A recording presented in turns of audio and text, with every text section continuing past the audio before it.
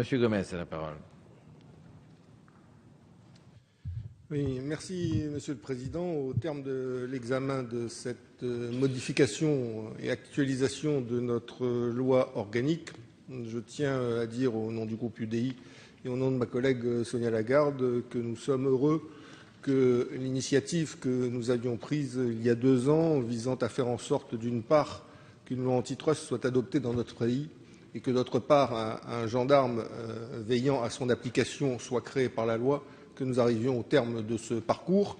Nous arrivons au terme législatif de ce parcours, mais il y a ensuite beaucoup de choses à faire. Le Congrès de la Nouvelle-Calédonie lui-même devra délibérer sur l'organisation de cette autorité. Il devra ensuite procéder à sa composition et à la nomination de ses membres. L'État lui-même, on le verra ensuite, a vocation à intervenir dans le cadre de l'adaptation à la Nouvelle-Calédonie du livre 4 du Code du commerce en ce qui concerne différents aspects de procédure pénale et d'organisation judiciaire qui sont applicables à cette autorité. Il a 6 mois pour prendre cette ordonnance. Ce n'est qu'au terme de ce parcours que nous aurons enfin une autorité de la concurrence qui sera pleinement opérationnelle.